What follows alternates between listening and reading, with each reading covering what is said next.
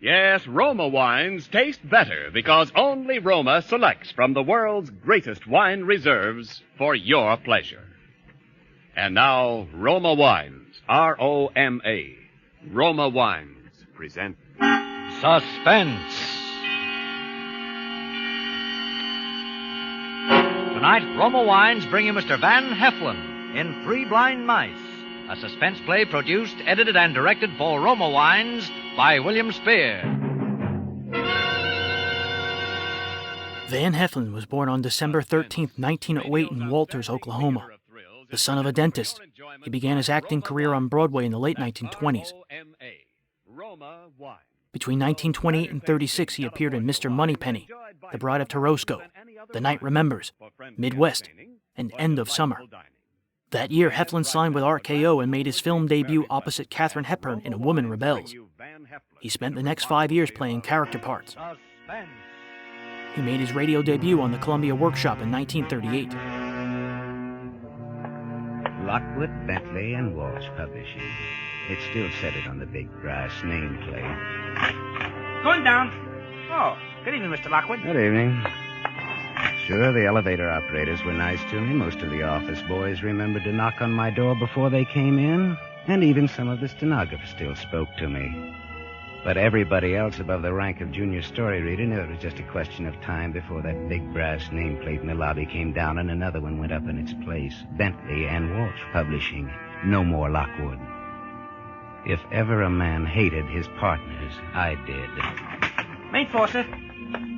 I went out of the building and across the street to the Savoy for dinner.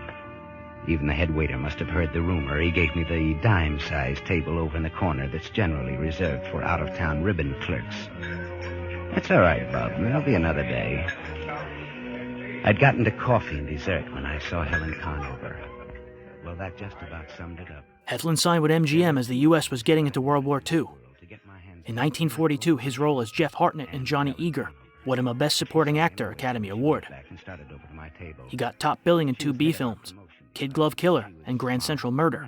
Both were popular. She could have personally modeled for any pinup art that you ever saw, but she was reserving anything along that line for my partner, Dick Walsh. Okay, sister, there'll be another day. Hello, Arthur. Dining alone? Yes, it's a habit. But I could break it under the right conditions. Oh, but you're all finished. That's all right. Sit down. Just a big book publisher. Got nothing to do. Well, if it's not against office regulations to have dinner with the boss. Regulations? Well, they never bothered you now, did they? Now, Arthur, let's keep this clean. Does Madame wish to order? Yes, the steak dinner, please. No soup and no potatoes. Very good, madam. Working kind of late, aren't you? Not working. Dick wanted me to see him off on the train. Train? Where's he going? Chicago. What for? Business, I suppose. Didn't he tell you? You know, they never tell me anything anymore. Well, it wasn't anything very important, I guess. Well, I'd know even less if it had been. Encouraged, MGM cast him as Kathryn Grayson's love interest in a musical, Seven Sweethearts. He soon played Judy Garland's love interest in Presenting Lily Mars, before enlisting in the U.S. Army Air Force as a combat cameraman. All right. They don't give him much more time. He made a radio appearance, too, in Arch Obler's Parade over Mutual on August 2nd, 1945. That was less than 2 weeks before the end of the war. Arthur, I don't understand you. I've just told you that one of your partners has only 6 months to live, and you don't even seem to care. Now, look, let's be grown up about it, at least. Sam Bentley and Dick Walsh have been trying to ease me out of the firm for the last year. Now Sam's going to kick off. Why should I care?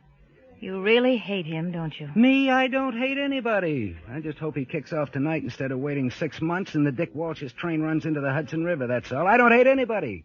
I just wish they were dead. Oh, Arthur, how can you? What's the matter with that? I wish my partners were out of the way, and you wish... Well, I know what you wish, too, only I'm honest about it, and you're not. This isn't a very pleasant conversation. Well, there's always a better one. For instance, what are you doing tonight? I'm going home and get a good night's sleep for a change. By the way, how long is Dick going to be away? About a week. You'll be kind of lonely, won't you? I don't see why I should. Well, that's what I was thinking. You know, I've always had a sort of a yen for you, Helen. Why, Mr. Lockwood, why don't people tell me these things? People don't have to tell people like you those things. Now that you mention it, I do seem to have noticed a sort of a leer every so often. That wasn't any leer, baby. That was the real McCoy. Look, Arthur, this may sound kind of corny, but I'm in love with Dick, and he's in love with me. It does. What? Sound corny. Why doesn't he marry you? You know why. Sure, that wife that won't divorce him. You know, he's been using that one for the last 10 years. Please, Arthur, I'd rather not talk about it. Okay. Not to change the subject, but, what do you expect to get out of it? Get out of what? The reorganization, the big day when they kick old Arthur out of the firm. You think maybe they'll make you a vice president? I really don't know what you're talking about, Arthur. Well, you ought to think about it. Because you can never tell, I might be able to make you an even better proposition. I'm afraid I'm not interested in your propositions, Arthur. Any of them. Okay, baby. There'll be another day.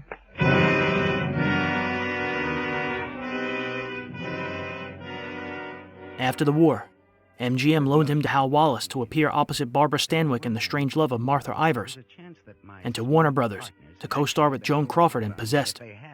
It was a hit, and more radio followed. Presented by Roma Wines, R-O-M-A, Roma, America's favorite wine. Well, this is Ken Niles bringing back to our microphone the distinguished star of tonight's suspense play, Van Heflin.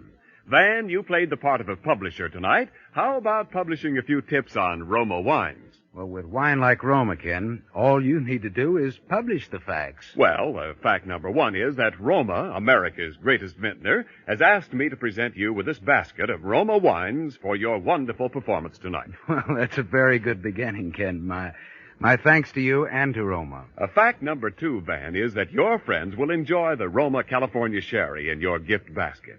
For golden amber, fragrant Roma Sherry with tempting nut-like taste is the perfect first call to dinner. The ideal wine for entertaining any time. Right, Ken. But tell the people why Roma Sherry is so good. Give them the facts, my boy, the facts. All right, you are, Professor Heflin. Fact number three. Roma Sherry, like all Roma wines, begins with California's choicest grapes. Then Roma vintners, with America's finest winemaking resources, guide these select grapes unhurriedly to tempting taste perfection and place them with Roma wines of years before. Later, Roma selects from this vast taste treasure the world's greatest wine reserves for your pleasure. Ken, you're hired. Thank you, and good night. Van Heflin may currently be seen in Metro-Goldwyn-Mayer's Technicolor musical Till the Clouds Roll By with Van Johnson, Judy Garland, and Frank Sinatra. Tonight's suspense play was written by Kenneth Pettis and Robert Richards. Next Thursday, same time, you will hear Mr. Glenn Ford as star of Suspense. On January 30th, 1947, Heflin guest starred on this episode of Suspense. A month later, he guest starred on Family Theater. And in May, he was featured on Lux Radio's Vacation from Marriage. 3 weeks later, Heflin would start on Philip Marlowe.